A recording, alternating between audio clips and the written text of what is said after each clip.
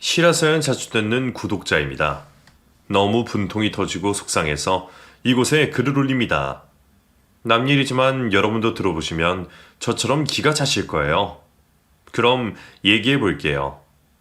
저는 집에서 둘째로 태어났습니다. 위로 형이 하나 있고 그리고 여동생이 하나 있어요. 보통 집들이 다 그렇듯이 첫째 인형은 장남이라 집에서 지원을 참 많이 받았어요. 반면 저는 뭐든 형이 쓰다 만 걸 받아서 썼고요. 형하고는 2살 터울인데 제가 국민학교 4학년부터 키가 더 컸거든요. 그래도 엄마는 늘 형에게 새 옷을 먼저 사줬습니다. 저는 형 옷을 물려받았고요. 엄마, 내가 형보다 더 큰데 왜 형 옷을 물려 입어야 해요? 형이 우리 집 장남이니까 새 옷도 먼저 입어야지. 당연한 걸 물어. 아니, 내가 더 커서 형 옷을 물려 입으면 나한테 작잖아. 그럼 어떡하니?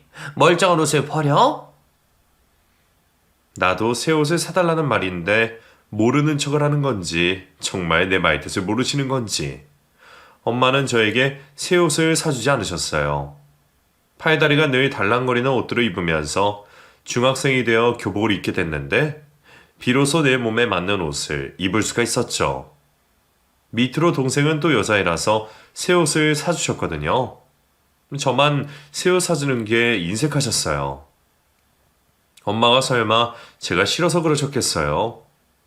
없는 살림에 애가 셋이고 먹이고 입히고 공부시키려면 힘이 드셨겠죠. 저도 아이 둘을 키우고 있으니 돈이 한두 푼 드는 게 아니라는 걸 알겠어요. 하지만 나이가 어렸던 저는 부모님의 사정까지 헤아릴 수 없었고 그저 원망만 됐습니다. 옷에서뿐만 아니라 공부에서도 늘 저는 형에게 밀렸어요. 형은 공부도 참 잘했고 저는 공부보다는 몸으로 하는 걸 더 잘했거든요.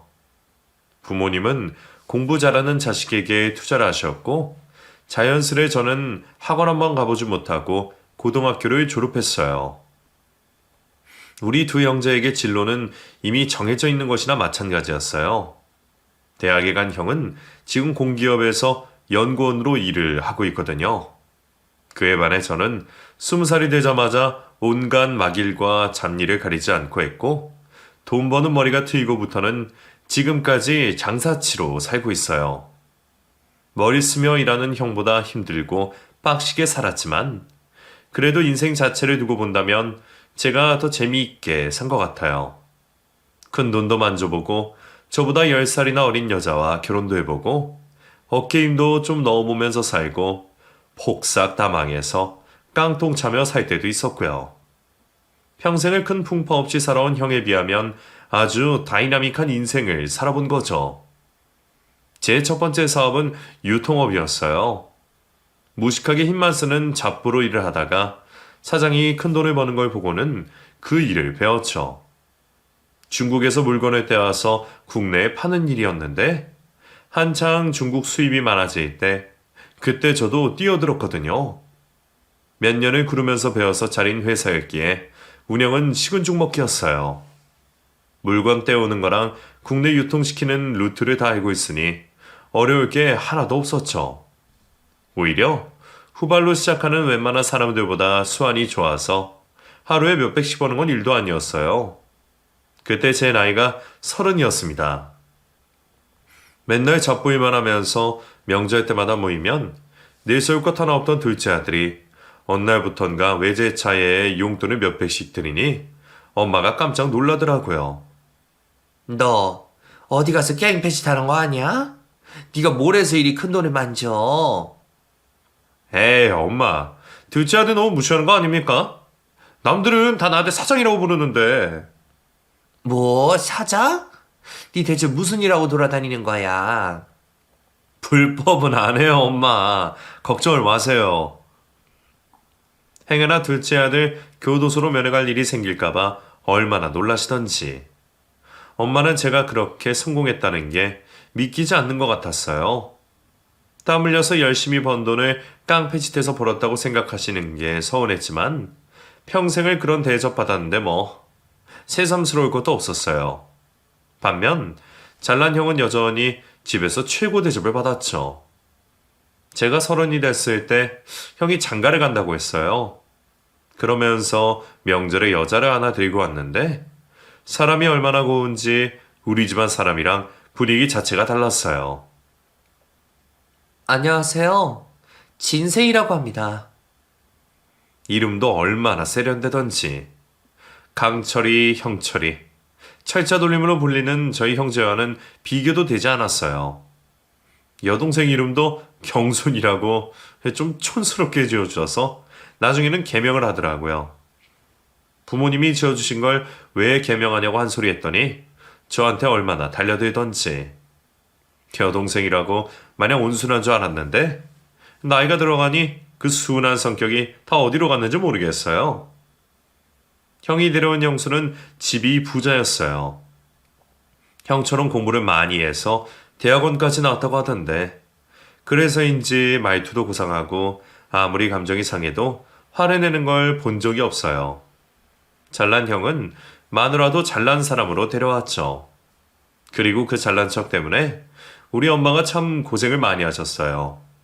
결혼을 할 때부터 엄마 속을 뒤집어 놓았으니까요. 뭐? 몇 평? 아유, 우리 형편이 그런 아파트 어떻게 구해? 나도 아는데 세희 부모님이 작은 평수에서 어떻게 사냐고 하셔서. 아니요. 우리 집 형편에 맞춰서 살아야지 무슨 어? 아이고 어쩌면 좋아. 우리 장남 장가 가는데 집 한 채 못 해주고. 저는 형이 욕심을 낸다고 생각했어요. 세상에 결혼할 여자가 그 여자 하나만 있는 것도 아니고 얼마든지 우리 집안에 맞는 사람을 찾을 수 있을 텐데 왜 굳이 오르지도 못할 집안에 여자와 결혼을 하겠다고 하는 건지. 장남이라고 뒷바라지 다 해주고 취직 잘해서 엄마도 편하게 사셔야 하는데 형은 자기 생각만 하는 이기적인 놈으로밖에 보이지가 않았어요. 그런데도 엄마는 클 때 해준 것도 모자라서 다 컸는데도 더 못해줘서 안달이 난 사람 같았고요. 솔직히 제가 도와주면 해결되는 일이었어요.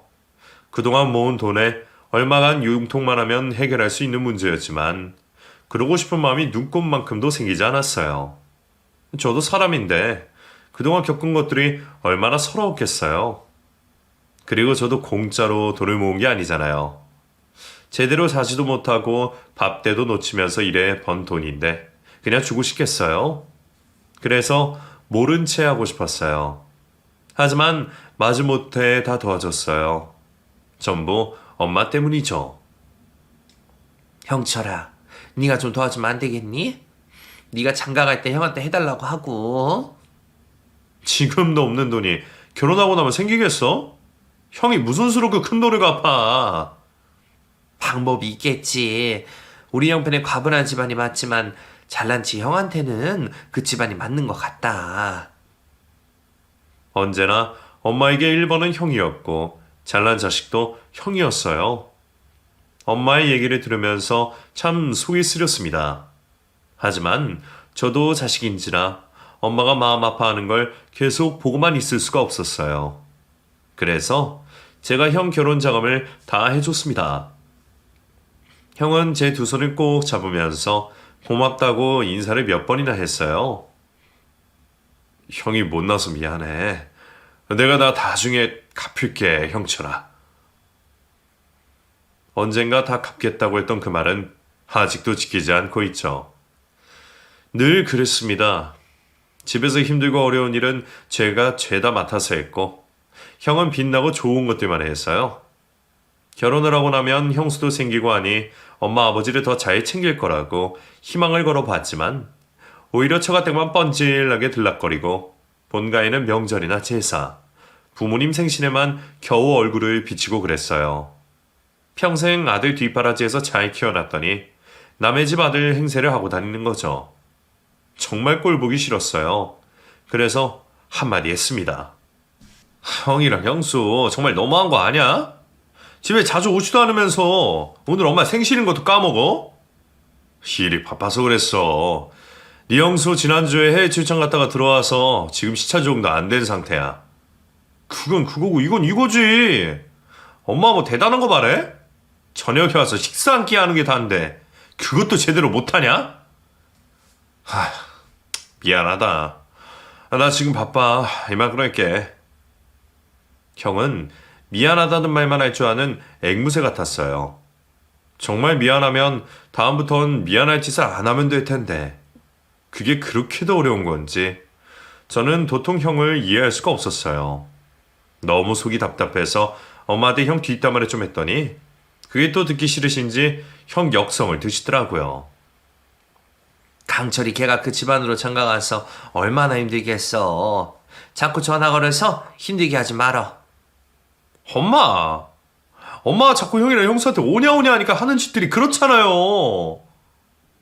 동생이 되어서 형을 그렇게 말한 게 어딨어? 끝나지 않는 도돌이표 같은 거였어요.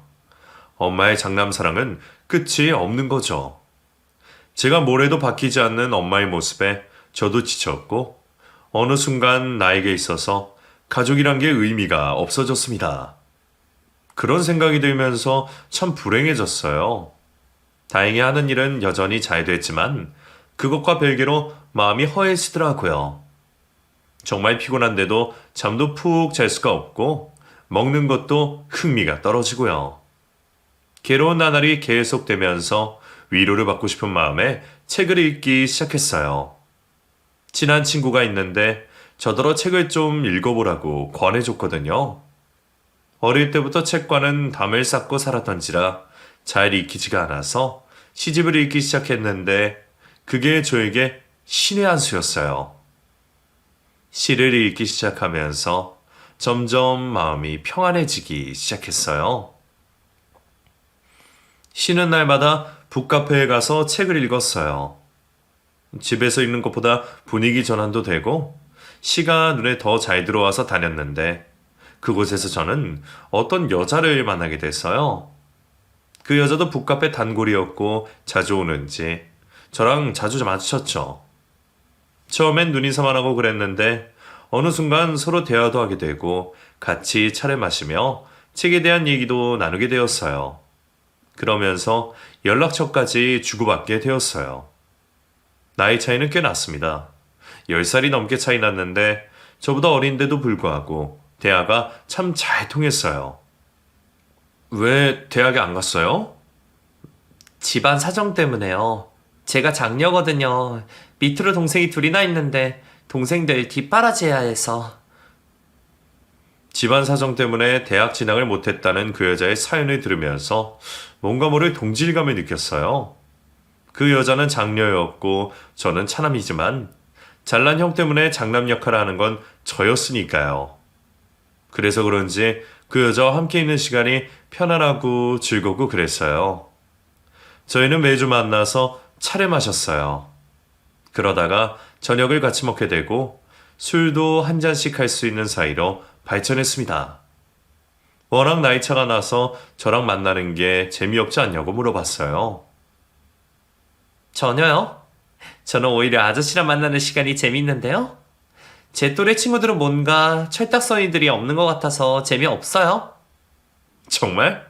그렇게 생각해주면 고맙고. 그렇게 저희는 정을 쌓아갔고 몇 년 뒤 그 인연으로 결혼까지 하게 되었습니다. 사람 인연이란 게 참 그렇더라고요. 자주 만나고 보고 같이 밥 먹고 그러다 보니 정이 쌓여서 결혼까지 하게 되고 당시 저는 가족들에게 많이 지쳐있을 때였어요. 고등학교를 졸업하고부터 저에게 돌아오는 것은 없어도 늘 1순위는 가족이었는데 그게 해도 해도 끝이 없으니 나중에는 지쳐버린 거죠.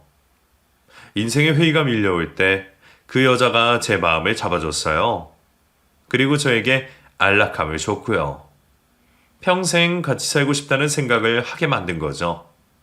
그래서 결혼을 했습니다. 평생 같이 살고 싶어서요. 그런데 그 여자와 결혼하는 과정이 또 쉽지가 않았어요. 바로 장인 장모 때문에요. 서연이가 그동안 우리 생활비를 대줬는데 자네가 서연이를 데리고 가버리면 우리는 어떻게 사나? 네?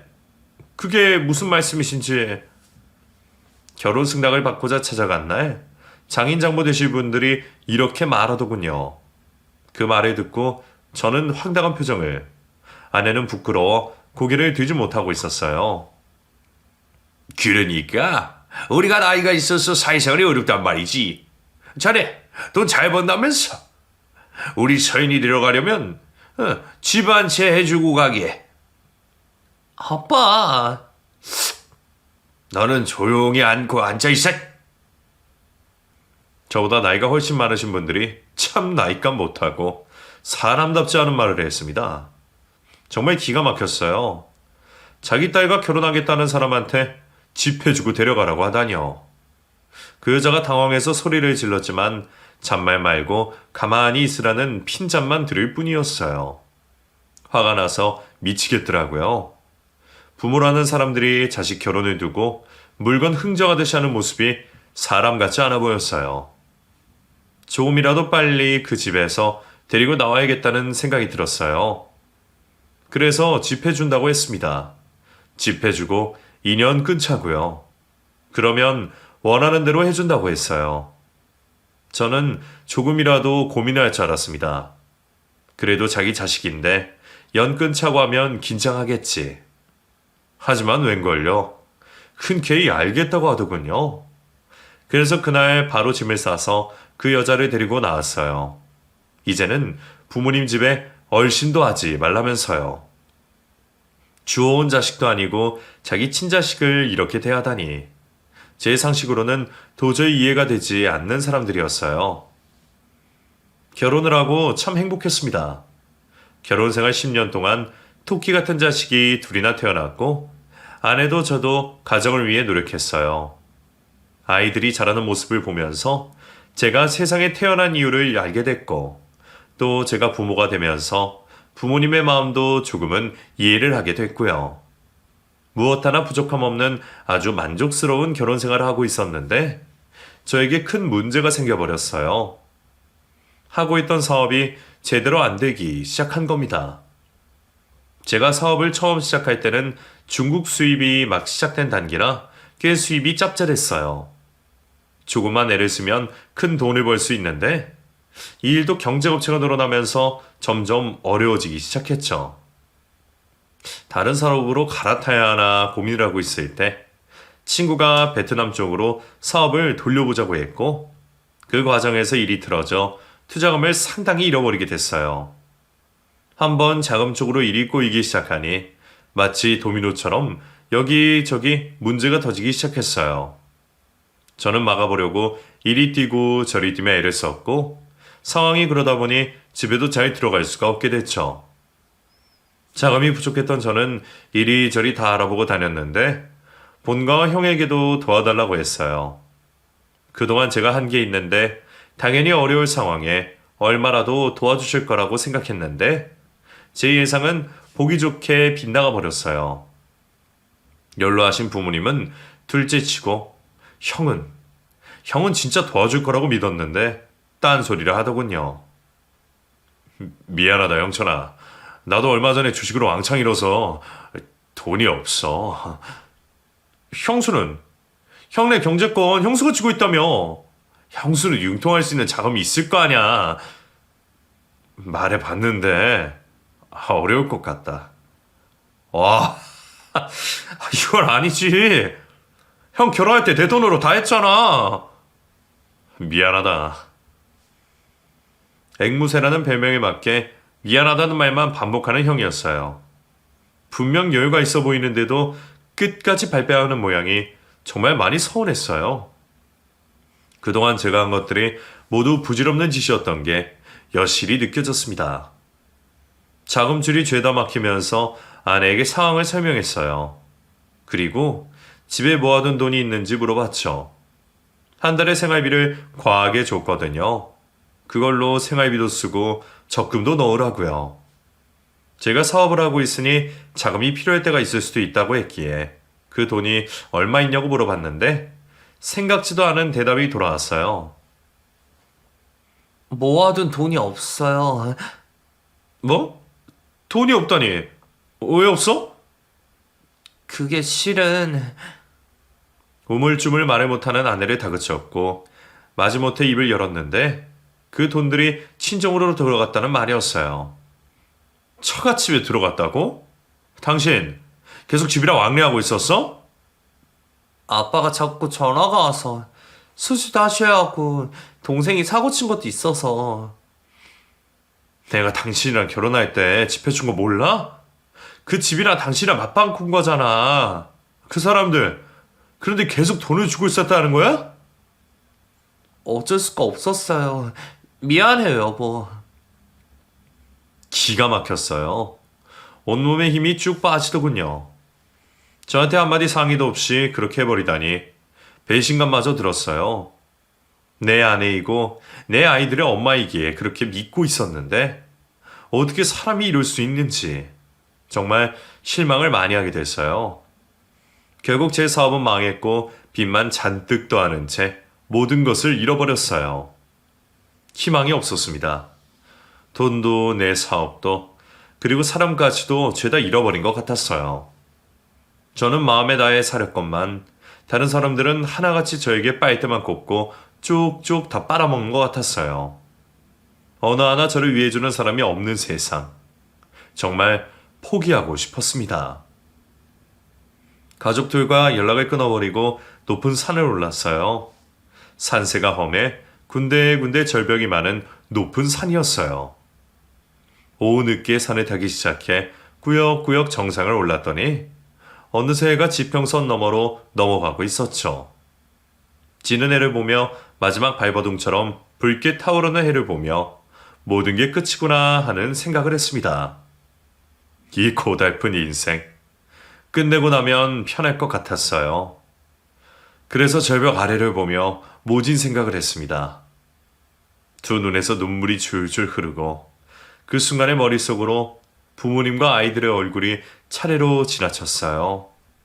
이제는 연세가 많아서 예전과 많이 다른 모습인 어머니와 아버지. 꼬물거리던 게 엊그제 같은 아이 둘. 그 얼굴들이 떠오르자 차마 발을 내디딜 수가 없더군요. 저는 꺼두었던 핸드폰을 켰습니다. 그리고 첫째 아들에게 전화를 걸었어요. 아빠 어디야? 왜 집에 안 와? 현수야, 아빠.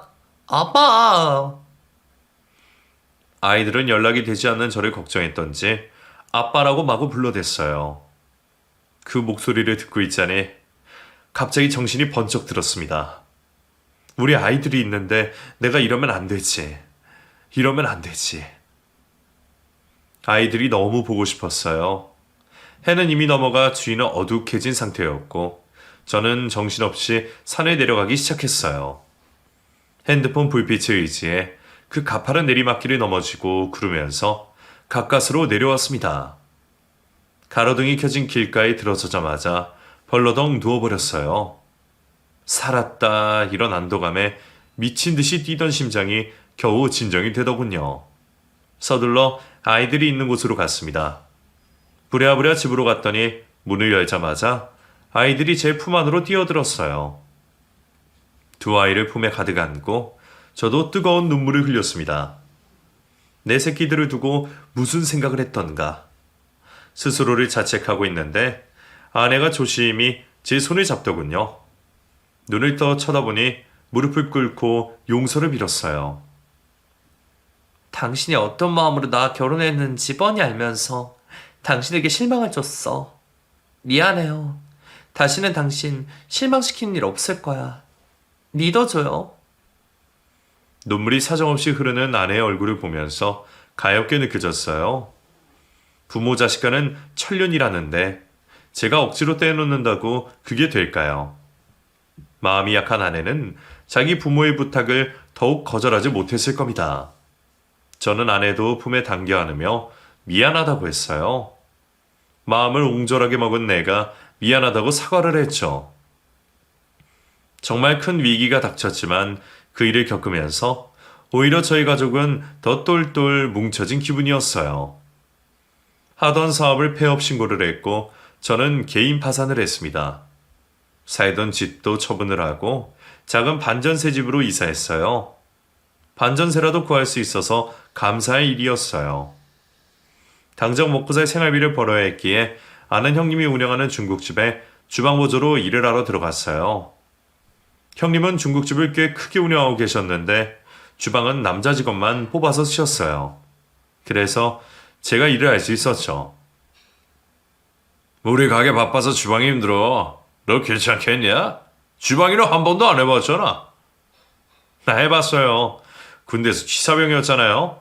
배 안 끼치게 열심히 할게요. 받아서 고마워요, 형. 우리 형철이 일하면 내가 발벗고 나서야지. 형철아, 다시 일어나자. 할 수 있어. 네, 형. 형님의 말대로 일은 정말 빡셌습니다.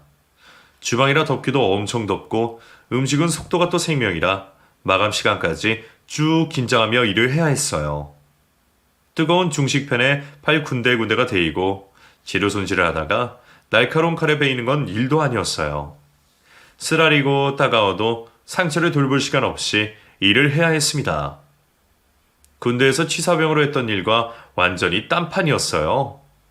남자인 저도 많이 힘든 일이었고요. 하루 종일 일하고 집에 들어가면 골아떨어지기 일쑤였지만 힘들어도 할 수 있는 일이 있다는 게 감사했어요. 그래서 더 악착같이 일을 했습니다. 이왕 시작한 일이니 중식 요리라도 제대로 배워야겠다고 생각했어요. 생활비에 은행비까지 정리하고 나면 남는 게 얼마 없었어요. 그래서 아내도 일을 시작했고요. 아이들은 학원도 여러 개 다닐 여력이 되지 않아서 시에서 운영하는 돌봄 교실을 이용하고 자기들끼리 집에서 공부하고 그랬어요. 해주고 싶은 게 많은데 다 해주지 못하는 무능력한 부모라 얼마나 미안했는지 모릅니다. 그 아이들을 위해서라도 더 악착같이 일을 했어요. 이왕이면 내 가게를 차릴 생각도 하면서요. 주방 경력이 쌓이면서 점점 저도 할 수 있는 게 늘어났어요. 그리고 자신감도 붙었고요. 형님은 그런 저를 응원해 주셨고 어느 순간 요리도 할 수 있게 되었습니다. 더 이상 주방 보조만 하는 직원이 아니었죠. 제 머릿속에는 하루 종일 요리만 생각하게 되었어요. 메인 주방장님께 배울 것도 많았지만 저는 좀 더 다양하게 알고 싶었고 퇴근 후에는 따로 공부를 할 정도로 열성을 보였는데 그러다가 메뉴 개발에 제 아이디어가 들어가게 되었어요. 형님은 제 의견을 적극 반영해 주셨고 요리가 메뉴에 추가되었는데 그걸로 완전히 대박을 치게 된 거죠. 안 그래도 손님이 많은 식당에 새로 만든 요리가 입소문 나면서 손님이 더 많아지게 되었고 저의 입지는 더욱 굳어지게 되었어요. 일이 더 많아졌지만 월급도 오르고 추가로 인센티브도 받았어요. 덕분에 바닥까지 추락했던 저의 자존감이 다시 올라왔고 자신감이 생겼습니다. 내가 네 덕분에 재미 봤다. 그래서 2호 좀 내려고 하는데 네가 맡아서 해볼래? 네? 정말요? 그래. 내가 오픈 도와줄 테니까 나중에는 네가 인수하던지. 형님. 너도 나이 계속 먹어가는데 뭐라도 해야지. 언제까지 내 밑에 있을 거야? 고마워요, 형님. 가족복은 없어도 제가 인복은 있었던지 그 형님 덕분에 가게를 새로 운영하게 되었어요. 인건비를 줄이기 위해 아내에게 같이 하자고 했고 직장에서 계약직으로 일하던 아내는 그 일을 그만두고 저와 식당을 운영하게 되었어요. 아내 역시 식당은 처음이라 일을 익히는데 많이 힘들어했지만 그래도 이 악물고 열심히 했고 오픈을 하고 6개월 정도 지나자 안정되기 시작했어요. 그리고 조금씩 입소문을 타기 시작하더군요. 모르겠습니다. 그때 운이 들어오려고 했던 건지 가게는 점점 손님이 늘어났고 곧 예약 없이는 식사를 못할 정도로 대박이 났어요. 진짜 믿기지가 않아요. 이렇게 손님이 많을 줄은 꿈에도 몰랐어. 당신이 홀에서 중심을 딱 잡아주니까 내가 음식 만드는데 집중할 수 있었어. 다 당신 덕분이야. 내가 뭐 한 게 있다고. 당신이 열심히 해줘서 그렇지. 이대로라면 빚 다 갚고 집도 다시 살 수 있겠어. 우리 조금만 힘내자. 알았지? 응, 여보. 물 들어올 때 노저으라고. 저는 타이밍을 놓치고 싶지 않았어요. 하루도 쉬지 않고 온 정신을 요리에 쏟았는데 결국 건강에 적신호가 들어오기 시작했어요. 코피가 매일매일 났거든요. 시뻘건 피를 보고 있자면 저도 걱정이 됐지만 그렇다고 문을 닫고 검사를 받으러 갈 여유가 없었기에 휴지로 틀어막고 일했습니다. 다시 재기할 수 있는 기회를 놓치고 싶지 않았던 마음에 제 자신에게 더 엄격해질 수밖에 없었어요. 그 덕분인지 모르겠지만 식당은 잘 됐어요. 웨이팅 손님은 계속 있었고 제가 만든 음식을 먹는 사람들은 하나같이 맛있다고 해줬고요. 정말 신이 나서 일을 했어요. 그런데 그때 저에게 위기가 또 한 번 찾아옵니다. 이번에는 상상도 하기 싫은 아내의 외도였어요. 정말 상상도 못했습니다. 내 아내가 외도라뇨. 외도라뇨. 매일 가게에 틀어박혀서 집이 어떻게 돌아가는지 모르고 지냈던 제가 아내의 외도를 알게 된 건 첫째 아들이 저에게 알려준 덕분이었어요.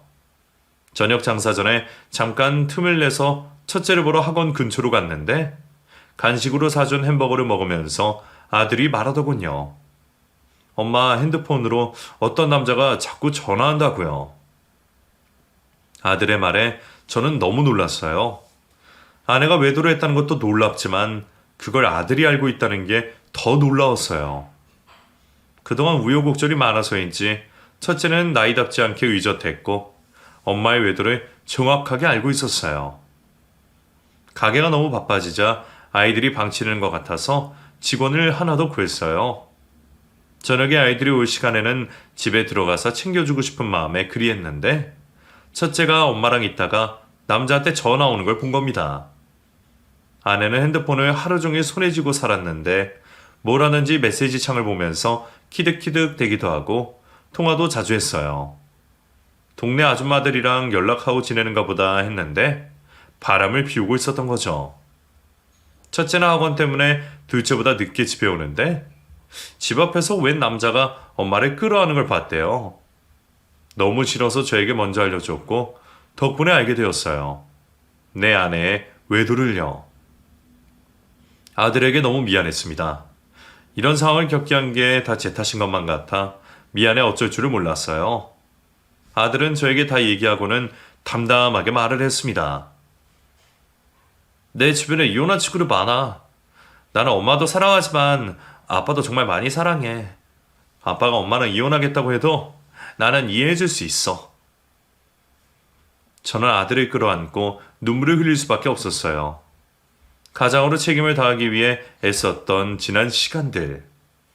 내 나름 최선을 다하느라 집에 소홀하기만 했는데 아들이 언제 이만큼 컸는지. 자식이 자라는 것도 제대로 모르고 일에 파묻혀 살기만 한 제 자신이 후회되기도 했어요. 아들과 헤어지고 저는 가게 문을 닫았어요. 저녁 장사도 다 포기한 채 예약 손님께는 일일이 전화를 드려 1호점으로 다시 예약을 도와드리며 죄송하다고 했어요. 가게를 오픈하고 문을 닫는 건 처음이었고 손해도 컸지만 돈이 문제가 아니었습니다. 당장 집으로 가서 아내와 마주했어요. 그리고 제가 아는 걸 물었죠. 남자 생겼냐고요. 그랬더니 발뺌을 했습니다. 당연히 발뺌을 하겠죠. 저는 첫째가 알려준 내용을 제가 본 것처럼 하며 떠봤어요. 그리고 핸드폰을 빼들어 통화 내용을 살펴보는데 갑자기 전화벨이 울리는 겁니다. 저는 스피커폰으로 돌려서 받았고 곧이어 남자 목소리가 흘러나왔어요. 나야. 좀 이따가 집 근처로 갈게. 나와. 오늘 너무 보고 싶다. 기가 차서 말이 나오지 않았어요. 핸드폰을 뺏으려는 아내의 손을 뿌리치고 있는데 서연아! 서연아? 무슨 일 있어? 여보세요? 제 차 아내의 이름을 부르는 남자였어요. 빼도 박도 못할 증거가 나온 겁니다. 아내는 두렵다는 듯 저를 보며 고개를 가로치더군요. 이 새끼, 너 어디야? 당장 이리로 와. 내가 가만 안 둘 테니까. 전화를 건 놈에게 말했습니다. 억누른 목소리로 말했더니 이 자식이 대꾸도 없이 바로 끊더군요. 다시 전화를 걸어보니 전화기가 꺼져 있다는 안내음이 나왔어요. 결국 외도까지. 너 진짜 가지가지 않나, 어? 여보, 아니야. 당신이 오해한 거야. 우리 이런 사이 아니야. 우리? 우리? 너랑 나는 이제 끝이야. 끝내자. 안 돼. 안 돼, 여보. 외도를 할 때는 살던 남자와 헤어질 각오까지 하고 즐기는 거 아닙니까? 이혼하자고 하면 쌍수리 들고 환영해야지 왜 안 된다고 하는 건지. 저는 도통 이해가 되지 않았어요. 저는 집요하게 질문했어요. 자기 나름 감추려고 애쓰는 것 같았지만 당황해서인지 앞뒤 말이 맞지 않았고 거짓말들이 죄다 들통났어요. 하나하나 따지고 봤더니 세상에 외도를 한 지 7년이나 된 겁니다. 제가 사업할 때에도 외도를 하고 있었던 거죠. 제가 벌어다 준 돈들이 전부 처가에 들어간 줄 알았는데 외도남한테도 펑펑 썼던 것 같았어요. 간이 배 밖에 나와도 어느 정도 것이지. 사람을 기반해도 유분수지 말입니다. 저는 분노했습니다. 도저히 참을 수가 없었고 그래서 한 대 때렸어요. 미안하다고 제발 용서해달라고 순진한 척하며 눈물을 흘리는 그 모습이 가증스러워 손이 절로 나갔고 따귀를 때리고 말았어요. 그 작은 얼굴이 휙 돌아갔지만 전혀 불쌍한 마음이 들지 않았어요. 많이 아팠을 텐데도 미안하다며 제발 용서해달라고 싹싹 빌더군요. 더는 한 공간에 있을 수가 없어서 밖을 나와버렸어요. 그 길로 변호사 사무실을 찾았습니다. 변호사와 상담을 하고 이혼 소송을 하기로 결정했어요. 이혼을 하지 않겠다고 나오는데 소송으로 가야죠. 아이들이 마음에 걸렸지만 그 여자 밑에 자란다고 더 좋을 것도 없을 것 같았어요. 준비는 착착 진행되었고 증거도 수집했어요. 그런 와중에 가게로 반갑지 않은 손님들이 찾아왔습니다. 바로 인연을 끊었던 장인 장모였어요. 사장님, 손님이 사장님을 찾는데요? 나를? 무슨 일이지? 직원의 호출에 홀로 나가보니 장인 장모가 떡하니 서서 저를 쳐다보고 있더군요. 김서방, 잘 있었나? 사람이 무심하기도 하지. 얼마나 바쁘면 처가에 한번 오지를 않아? 여기는 어쩐 일이십니까? 섭섭한 소리 하네. 우리 이렇게 세워둘 건가? 둘은 가게를 둘러보며 저에게 살가운 척을 했어요. 못마땅했지만 보는 눈들이 있어 룸으로 데리고 들어갔어요. 자네가 식당을 크게 한다는 게 우리 동네에도 소문이 났어. 내가 자네 보러 한번 온다는 게 바빠서 말이야. 이제 왔네 그려? 반가워할 사람 어디 있다고 오세요? 이 사람 뻣뻣한 건 여자한 거 그래? 어? 우리 딸 데려가서 자네 운이 이렇게 좋은 건지 모르고 말이야. 사람이 유연해야지 자꾸 그렇게 뻗대면 크게 부러질 날이 올 거야. 장사가 잘 될수록 겸손해야 되는 법이고. 부끄러운 줄도 모르고 저에게 훈수를 두는 모습을 보면서 내가 참 장가를 잘못 갔구나. 그런 생각이 들었어요. 이런 몰상식한 사람들 밑에서 컸으니 그 자식도 부끄러운 줄도 모르고 바람이나 피우고 그렇게 사는구나. 새삼스럽게 깨달음을 느꼈어요. 제가 자기 딸이랑 곧 이혼하는 것도 모르고 어른이랍시고 계속 훈수를 두는데 듣고 있기 참 불편했습니다. 저는 바쁘다고 말하며 용돈을 물었어요. 그랬더니 예상대로 돈을 요구하는 겁니다. 피차 반갑지 않은 사이에 용건이 그것 말고 뭐가 있겠어요? 우리 딸 데려가서 이만큼 사는데 우리도 덕을 좀 봐야지. 그러니까 우리가 서연이 키웠는데 형편이 어려움 모를까. 잘 되면 당연히 용돈도 주고 그러는 게 인지상정이지. 그동안 그만큼 가져갔으면 됐지. 더 필요하십니까? 이제는 조심할 필요도 없었어요. 그래서 하고 싶은 말을 그대로 뱉었더니 억울하다는 듯이 두 눈을 동그랗게 뜨고 저를 쳐다보는 겁니다. 자네 말 조심하게. 우리한테 뭘 그리 많이 줬다고. 정말 그렇게 생각하세요? 저한테 받아간 게 얼마인지 제가 쭉 적어볼까요? 눈 하나 깜짝하지 않고 말했더니 괘씸하다는 듯 저를 노려보더군요. 그 눈길을 저도 피하지 않고 맞받아 쳐다봤고요. 자네가 그렇게 생각하고 있더니 안타깝네. 그렇지만 우리도 할 말이 있네. 자식이 자라서 부모를 공양하는 건 당연한 이치야. 공양이 아니라 자식을 가지고 거래하신 것 아닙니까? 저한테 파셨잖아요. 아파트 한 채요. 이 사람 큰일 날 소리 하고 있어. 자네 이렇게 나올 건가? 아직 할 말 많습니다. 장인 장모라는 사람은 마치 사기꾼 같았어요. 요리조리 말을 돌려서 저한테 뭐라도 빼내려고 애쓰는 게 참 한심하게도 보였고요. 나는 1억을 받아가야겠네.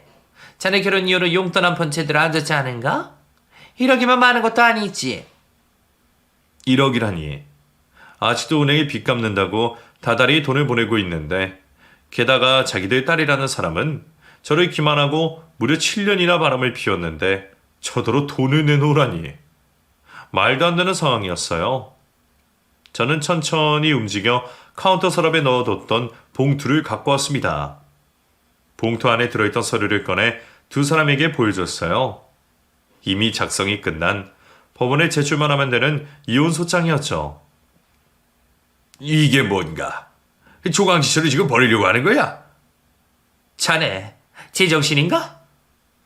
그 조강지처가 저 몰래 재산을 빼돌리고 외간 남자와 무려 7년이나 붙어 먹었답니다. 여기 증거도 다 있는데 한번 보시겠어요? 뭐? 그 둘은 서류와 저를 번갈아 보면서 당황해했어요. 장인은 입에 거품이라도 물 기세였고 장모는 얼굴이 벌개져서 서류를 쳐다보고 있더군요. 내 딸이 절대 그럴 리 없다고 소리를 지르는데 문이 벌컥 열리고 바람난 아내가 들어왔어요. 엄마, 아버지, 뭐하러 여기 오셨어요? 어서 일어나요. 가요, 제발. 서연아, 네가 바람이 났다는데 이게 뭐냐? 김성 하는 말이 다 뭐냐고. 이런 정신머리 없는 것 대체 밖에서 뭔 짓을 하고 다니는 거야? 바람난 아내에게 두 사람은 막 퍼부었어요. 등짝을 때려가며 딸이 하는 말은 제대로 듣지도 않았죠. 그 셋을 구경하면서 이혼 소장을 당장 접수해야겠다고 마음먹었어요. 사실 서류를 다 준비하고도 마음이 쓰여서 법원 접수를 못하고 있었거든요. 그동안 저를 기만해왔으면서 진심이 아니었다고 잠시 정신이 나갔었다면서 용서를 비는데 그 모습에 일말의 불쌍한 마음이 들었어요. 하지만 그날 모든 잡념을 정리했습니다. 이 사람들이랑 연을 끊어야겠다. 그게 최선이다. 결론이 난 거죠. 바람나 아내는 저에게 계속 용서를 빌었어요. 저랑 헤어질 생각으로 바람 피웠던 건 아니라는 아주 이기적인 설명을 덧붙이면서요.